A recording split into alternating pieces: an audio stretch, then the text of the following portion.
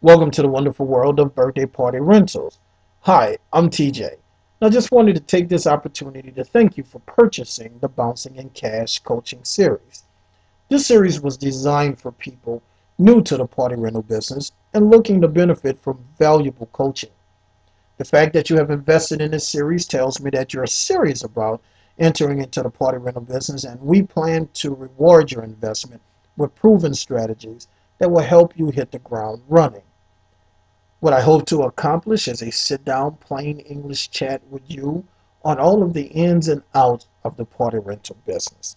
Now, I have my notes, but I also love to talk, so please excuse me if from time to time it seems that I'm going on one topic, but trust me, the information I will give you will be priceless. I would first like to start off by saying that I have been in the inflatable business for nearly 20 years and have seen companies come and go. The companies that have lasted in my market have been the ones that have secured their base, meaning their repeat business. In this series, I will teach you everything you need to know to get started making money the first weekend your units arrive. So once again, welcome to the party rental business, and please allow yourself to enjoy this journey. You can probably tell from the tone of my voice that I am very excited about the birthday party rental business. You would have to have some level of passion, really, to do this as long as I have. And here's the real reason why I love birthday party rentals. Because as long as there is a child, there will be a birthday party celebration. Now, if you're sitting there wondering how and if you can make money in this business, just think for a moment, just for a moment, of how many people you know who have children, small kids. Now multiply that number times 10. I ask you to multiply that number times 10 because 10 is the average amount of kids that will attend a birthday party once invited. There's another reason I love this business so much. And that is because parents are now spending more and more on birthday parties, regardless of the economy. Birthday parties are recession proof. Trust me. This is not a get rich quick business. However, you do have the opportunity to build wealth over time. But like any legitimate business, you will have to pay your dues. What I mean by paying your dues is that there is a learning curve if you're new to the party rental business. When I first started out, I was blessed to have a booked out weekend right from the start, which was probably the worst thing that could have happened. I entered into the party rental business, a little bit different than most people enter into something. I entered into this business with a pre-rehearsed plan for if this didn't work. I already knew what I was going to do and how I was going to do it to recoup my losses and act as if this investment never happened. Here's the problem. I didn't have a plan in place for if it worked. So if everything went according to plan, and the customers responded to the marketing and the phones were constantly ringing off the hook, there wasn't necessarily a plan to deal with that. And that's sort of where my challenge came into play, because my first weekend I was totally booked out. I had 10 parties booked on that Saturday, 10 parties booked on that Sunday. Now, other than that first delivery, we ran late for every delivery for the rest of the day. My last castle was delivered at 2 o'clock for a party that started at 11. There is nothing in the world worse than showing up for a child's first birthday party 3 hours late. You have yet to be cursed out to that degree. Take my word for it. Now, the reason we ran late had nothing to do with getting an early start, because we left out. We set our day out at 6:30. Trucks were already loaded, they were ready to go, and everybody was en route.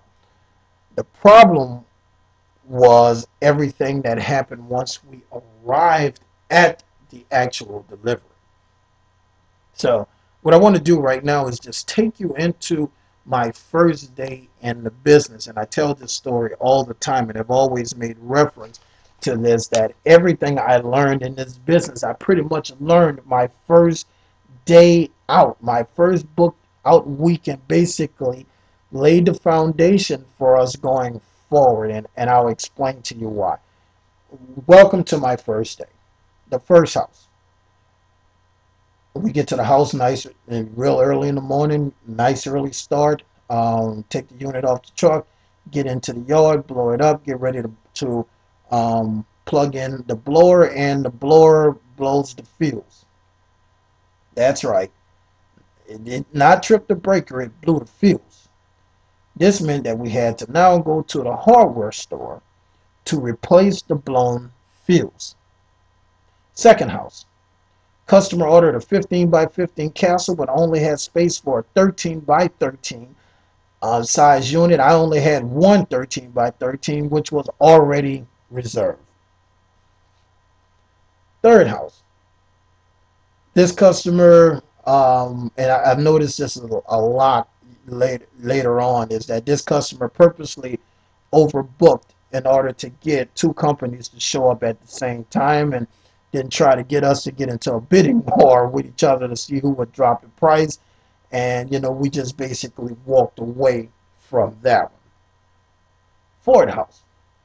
Customer has limited space in the yard, and to make matters even worse, there is a low-hanging power line that's running diagonally across her yard. So for safety reasons, we had to cancel that one. Fifth house. All of the customers' electrical outlets were two-prong, but the blowers are all three-prong. So off to the hardware store we go again to get adapters. Sixth house. The party is in the park, but the customer did not furnish a generator. She was under the impression that the unit came with a generator, free of charge. Seventh house. This booking was COD, but the child's father was on the other side of town with the money.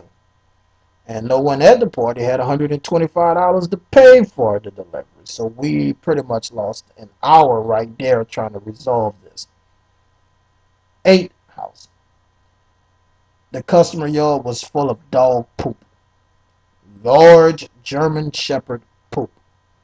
That's all I'm going to say about that one. Ninth house. This customer was a water slide party reserved in a park, but the customer did not reserve the shelter, which had the faucet. When the client arrived at reserve the shelter, they had also ordered a water slide from another company, which meant that my customer was out of luck, and so was I. 10th house. This was the party that I was scheduled to be at for 11, and it's now 2 o'clock. So you basically know what happened on that one. The reason I introduced you to my worst day in the business was not to scare you away, but to give you the reality of what can happen if you're not prepared for the unexpected. Now, every one of these worst case scenarios could have been prevented if I knew then what I'm sharing with you now. The good news is, even with all of the disasters of that weekend, I still managed to make $2,200, which confirmed in me that with the proper preparation, I can really make big bucks doing birthday party rentals.